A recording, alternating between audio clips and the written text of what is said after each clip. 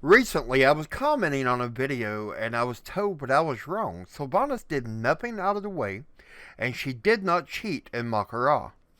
Now, I wanted to bring this video to you, go over the rules of Makara, and let you decide.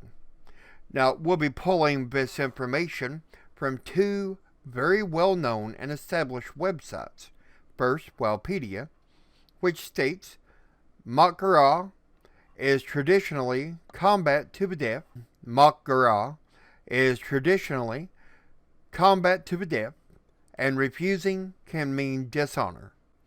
In Makara, between Garrosh and Karn Bloodhoof, one weapon was allowed, with shaman blessing of your choice. Body armor and clothes were forbidden, and only allowed loincloth. And each fighter had to have at least one witness. Combat was, of course, to the death. Now, let's take a look at what WoWWiki has to say on the matter of Makara. The rules of Makara are described in the details of Christy Golden's books, The Shattering, Prelude to Cataclysm, and Bloodsworn. You can find links to these books down below. The rules are stated as one weapon, each with a shaman blessing of your choice. If the weapon is dropped, it would not be able to be picked up again by either side. Each fighter must have at least one witness, and if both parties refuse to fight, they are banished. Now, it's worth noting that some of the stipulations for Makara are taken from the Karn Bloodhoof description of it to Garrosh. Now, these rules were how Karn wanted to duel with Garrosh, and it's explained that the challenger may choose what weapon, what garb to wear, and how many witnesses. Now, it's also possible that most, if not all, the rules are dependent upon the desires of the combatants. How do you decide if somebody's cheated?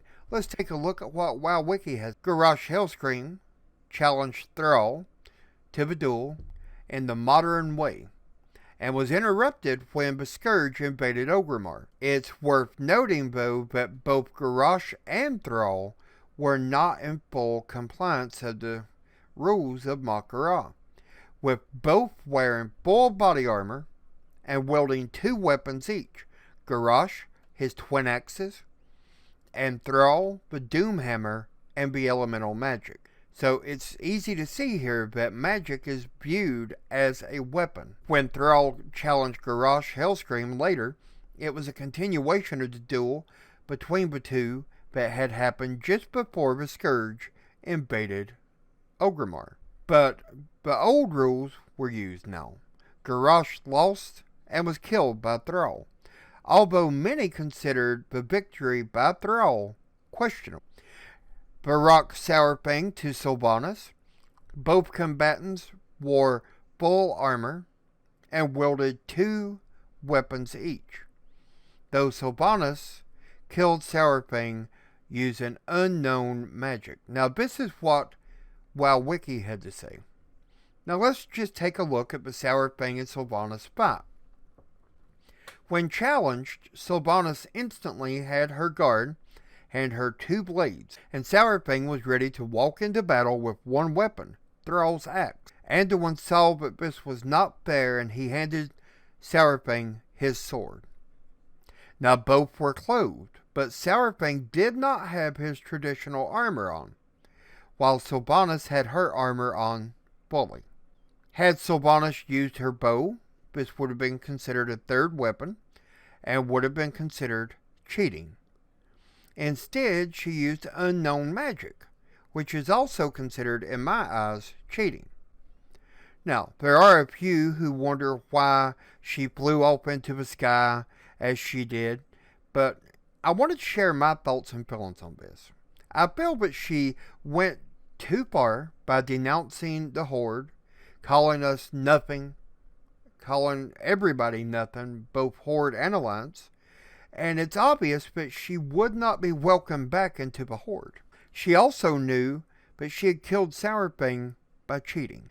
Therefore, I believe that she flew off to preserve what was left of her plan, and to keep her from being banished, or even worse, killed, by the Horde, who she had just called nothing. So, what are your thoughts? Do you think that she cheated, or am I overanalyzing? Let me know in the comments section below. In either case, be sure to subscribe to the channel, slam on that bell icon, and give a thumbs up to the video. Until next time, peace.